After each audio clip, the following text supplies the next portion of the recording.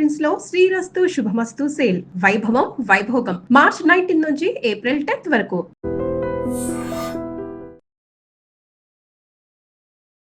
నమస్తే, welcome to I dream. నా పేరు వలి. జైల్లో వైష్ణవిని చంపినటువంటి భర్త హరిబాబు డ్రామాలు ప్లే చేస్తున్నట్టుగా సమాచారం వస్తోంది. జగిత్యాల సబ్ జైల్లో హరిబాబు ఉన్నాడు. హరిబాబు జైల్లో ఉన్నటువంటి అధికారులకు కూడా విసుగు తెప్పిస్తా ఉన్నాడు, చిరాకు తెప్పిస్తా ఉన్నాడు.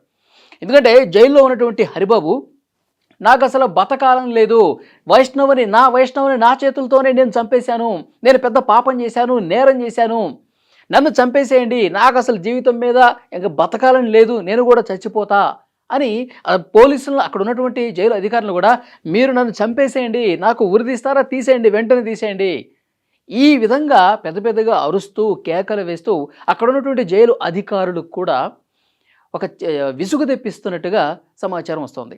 ఎందుకంటే ఆయన పశ్చాత్తాపం పడిపోతున్నాను, నేను అనవసరంగా ఏదో క్షణికావేశంలో కోపంలో ఆ రోజు రాత్రి ఏం చేస్తున్నానో నాకు అర్థం కాకుండా నేను ఒక పిచ్చోళ్ళలాగా బిహేవ్ చేశాను, ఒక రాక్షసులాగా మారిపోయి ఆ టైంలో అసలు నాకే తెలియలేదు, క్షణికావేశంలో జరిగిపోయింది, నా వైష్ణవుని నేను చంపేశాను, నేను ఎంతగా ప్రేమించి పెళ్లి చేసుకున్నటువంటి నా వైష్ణవుని ఎవరో చెప్పిన మాటలు వినేసి నేను ఈ విధంగా చేశాను, నేను పెద్ద పాపం చేశానని చెప్పి, అంటే తాను చేసినటువంటి ఆ నేరాన్ని అది పెద్ద నేరంగా అక్కడ ఉన్నటువంటి అధికారులకు కూడా చెప్తూ, నేను పెద్ద పాపం చేసేసాను, నాకు తగిన శాస్తి జరగాల్సిందే, నాకు ఉరేస్తారా ఇప్పుడే వేసేయండి, నాకు చచ్చిపోతాను, నేను అసలు బతకను, నా వైష్ణవ దగ్గరికి వెళ్ళిపోతానని చెప్పి ఈ విధంగా పెద్దగా అరుస్తూ మాట్లాడుతున్నట్టుగా తెలుస్తుంది. అంటే అక్కడ ఉన్నటువంటి పోలీసులు కావచ్చు, జైలు అధికారులకి మళ్ళీ డ్రామా ప్లే చేస్తూ ఉన్నాడని చెప్పి అర్థమవుతుంది.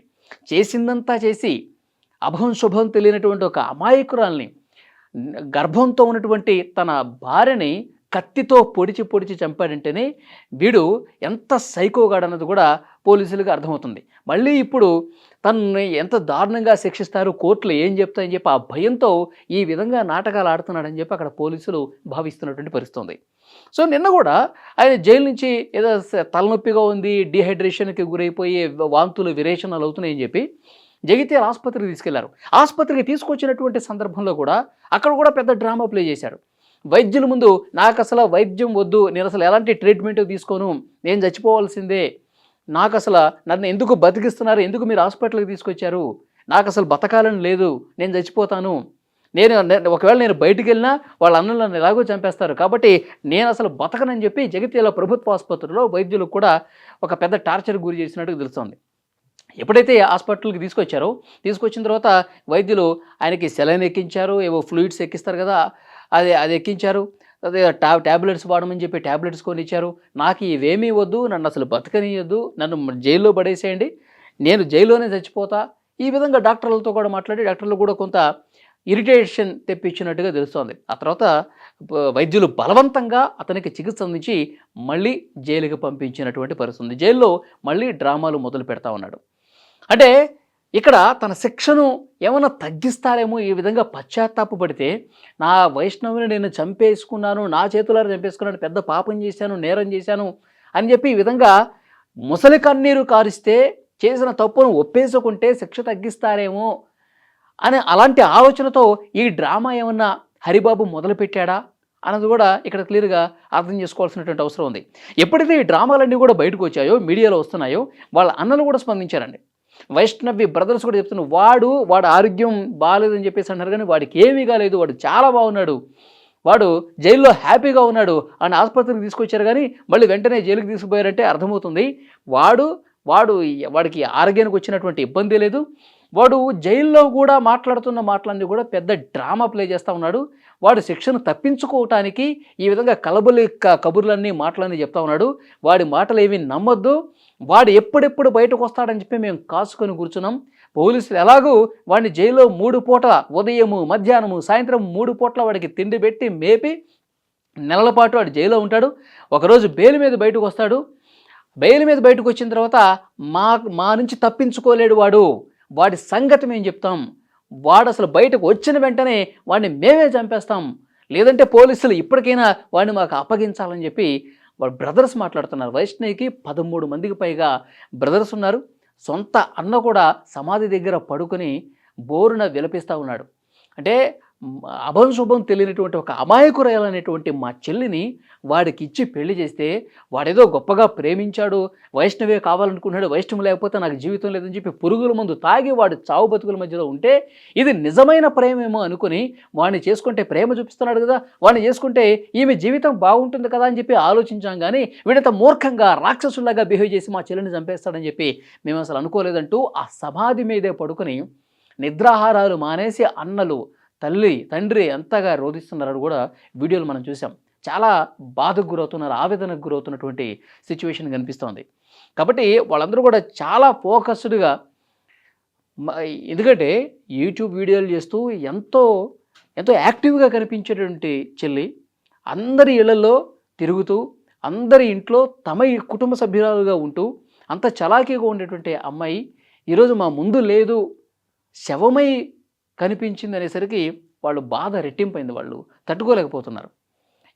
ఇంకా సమాధి దగ్గరికి వెళ్తానే ఉన్నారు, ప్రతిరోజు వెళ్తానే ఉన్నారు. ఎండని సైతం లెక్క చేయకుండా సమాధి మీదే పడుకుని వాళ్ళందరూ కూడా చాలా బాధకు గురవుతున్నటువంటి పరిస్థితి. కానీ ఇప్పుడు ఇక్కడ ఈ హరిబాబు అనేటువంటి వీడు చాలా చాలా చాలా అంటే తెలివిగా జైలు అధికారుల ముందు, ఇక్కడ ఆసుపత్రికి తీసుకొస్తే డాక్టర్స్ ముందు నాటకాలు ప్లే చేస్తూ ఉన్నాడన్నది కూడా క్లియర్గా అర్థమవుతుంది. సో వాడు ఎప్పుడెప్పుడు వస్తాడని చెప్పి కాసుకొని కూర్చున్నటువంటి పరిస్థితి. అక్కడ కోర్టులలో నేను ఆ రోజు వెళ్ళాను. అవి సమాధి అయిపోయిన తర్వాత రోజు నేను వెళ్తే అక్కడ ఉన్నటువంటి కాలనీ వాసులు, ఆ మాదాపూర్ గ్రామంలో ఉన్నటువంటి స్థానికులు అందరూ కూడా ఒకే విషయం చెప్తున్నారు. అసలు వాడిని అనవసరంగా పెళ్లి చేసుకుంది ఈ అమ్మాయి. అసలు ముందు ఈ అమ్మాయికి ఇష్టం లేదు, ఇష్టం లేకపోయినా సరే వాళ్ళ ఇంట్లో వాళ్ళు ఒప్పించి మరీ చేసుకున్నారు. నల్లోడైతే ఏంది, తెల్లోడైతే ఏంది, మనకు బంధువు కాకపోతే ఏంటి, నీ మీద ప్రేమ ఉంది కదా, నిన్ను ప్రేమించాడు కదా, నిన్ను బాగా చూసుకుంటానని చెప్తున్నాడు కదా, వాడు ఆత్మచేతనం చేశాడంటేనే నీ మీద ఎంత ప్రేమ ఉందో అర్థమవుతుంది కదా, డబ్బులు ఈరోజు ఉంటే రేపు పోతాయి, నువ్వు ఇతన్నే పెళ్లి చేసుకోమ్మా అని చెప్పి వైష్ణవికి ఇష్టం లేకపోయినా పెళ్లి చేస్తే ఆఖరికి వైష్ణవినే చంపేసే పరిస్థితి వచ్చింది. వైష్ణవిని అర్ధరాత్రి సమయంలో కడుపులో 4 నెలల బిడ్డ ఉండగా దారుణంగా కత్తితో పొడిచి గొంతు పిసికేసి ఈ హరిబాబు అనేటువంటి ఒక సైకో చంపేసినటువంటి పరిస్థితి. కాబట్టి ఇంత సైకోలాగా బిహేవ్ చేశాడు, రాక్షసులాగా బిహేవ్ చేశాడు. కాబట్టి వీడిని నమ్మకండి సార్ అంటూ ఈరోజు అన్నలు వీడి జైల్లో డ్రామాలు ప్లే చేస్తుంటే మాట్లాడుతున్నారు. వాడు జైల్లో నేను భోజనం చేయను, నేను కూడా చచ్చిపోతాను, నాకు ఉరేసేయండి, నన్ను చంపేసేయండి, ఇవన్నీ మాట్లాడుతూ ఉన్నాడంటే వాడు ఏదో తెలివిగా ఒక డ్రామా ప్లే చేస్తూ ఉన్నాడు. వాడి మీద సింపతి రావటం కోసం ఈ విధంగా డ్రామా ప్లే చేస్తూ ఉన్నాడని కూడా అక్కడ ఉన్న వాళ్ళు చెప్తున్నటువంటి పరిస్థితి. సో ఏది ఏమైనప్పటికీ కూడా కోర్టులలోనే కాదు, తెలంగాణ రాష్ట్ర వ్యాప్తంగా కూడా పెద్ద ఎత్తున సంచలన కేసుగా ఇది నమోదైనటువంటి పరిస్థితి. ఎందుకంటే ఇళ్ళ రకం తెచ్చుకున్నటువంటి అల్లుడు తమ సొంత ఇంట్లోనే ఒక పక్క బెడ్రూమ్లో తల్లి తండ్రి ఉన్నటువంటి ఆ సమయంలోనే అర్ధరాత్రి సమయంలో మరో పక్క వీళ్ళ వైష్ణవితో ఉన్నటువంటి భర్త చాలా దుర్మార్గంగా కత్తితో పొడిచి చంపాడంటే ఇంకా ఎవరు కూడా జీర్ణించుకోలేకపోతున్నారు. ఇంకా కళ్ళ ముందు నుంచి పోవట్ల.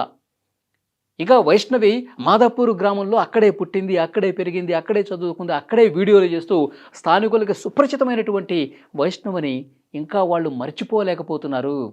అరే మొన్ననే కదా ఇక్కడ కనిపించింది, మొన్ననే కదా ఇక్కడ వీడియో చేసింది, మొన్ననే కదా ఇక్కడ యూట్యూబర్లు కొంతమంది వచ్చి ఆమెను అభినందించారు, మొన్ననే కదా చాలామంది ఆమె దగ్గరకు వచ్చి మాట్లాడారు అని చెప్పి అక్కడ ఉన్న గ్రామ ప్రజలు ఆ కళ్ళ ముందు కనిపిస్తున్నటువంటి సీన్లను చూసి ఇప్పటికీ కూడా జీర్ణించుకోలేకపోతున్నారు. వాళ్ళు గుండె చాలా బాధకి గురవుతున్నటువంటి పరిస్థితి.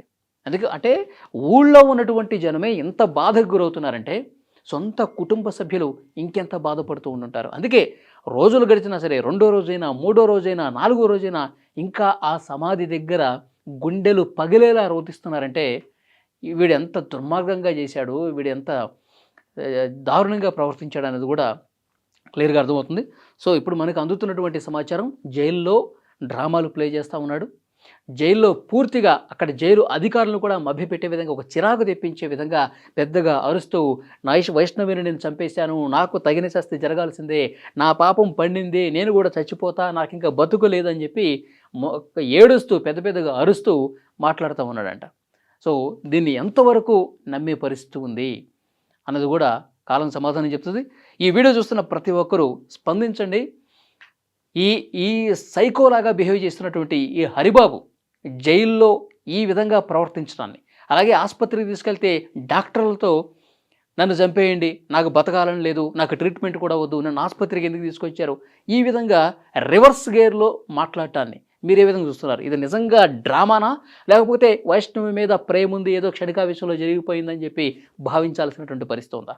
మీరేమనుకుంటున్నారో తప్పకుండా కామెంట్ చేయండి.